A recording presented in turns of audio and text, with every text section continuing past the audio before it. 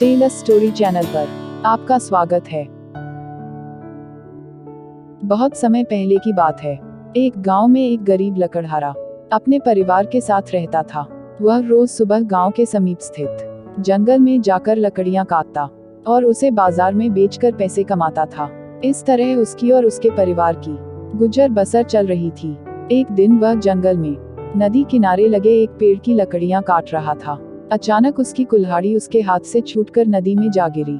नदी गहरी थी, जिसमें उतरकर कुल्हाड़ी निकाल पाना लकड़हारे के लिए संभव नहीं था। लकड़हारे के पास एक ही कुल्हाड़ी थी। उस कुल्हाड़ी के नदी में गिर जाने से वह परेशान हो गया।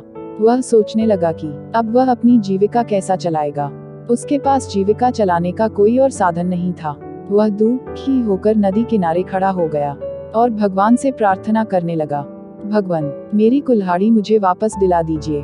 लकड़हारे की सच्चे मन से की गई प्रार्थना सुनकर भगवान प्रकट हुए। उन्होंने उससे पूछा, पुत्र, तुम्हें क्या समस्या है? लकड़हारे ने कुल्हाड़ी के नदी में गिरने की बात भगवान को बता दी और उनसे याचना किया कि वे उसकी कुल्हाड़ी वापस दिला दें। उसकी याचना सुनकर भगवान ने नदी के पानी में हाथ डालकर एक कुल्हाड़ी बाहर निकाली। वह कुल्हाड़ी चांदी की थी।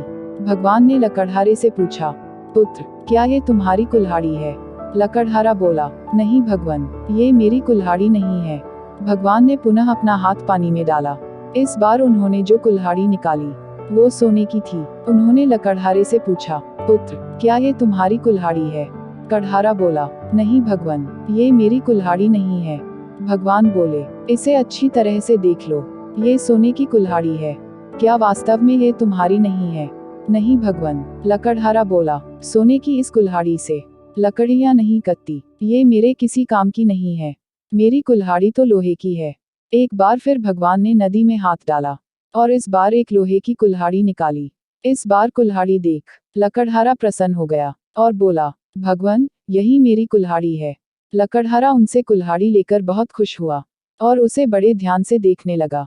उसने फिर भगवान की तरफ देखकर उनको धन्यवाद देने लगा। भगवान लकड़हारे की ईमानदारी देख बहुत प्रसन्न हुए और बोले, पुत्र, मैं तुम्हारी ईमानदारी से बहुत अत्यंत प्रसन्न हूँ, इसलिए तुम्हें लोहे की कुल्हाड़ी के साथ साथ सोने और चांदी की कुल्हाड़ी भी देता हूँ।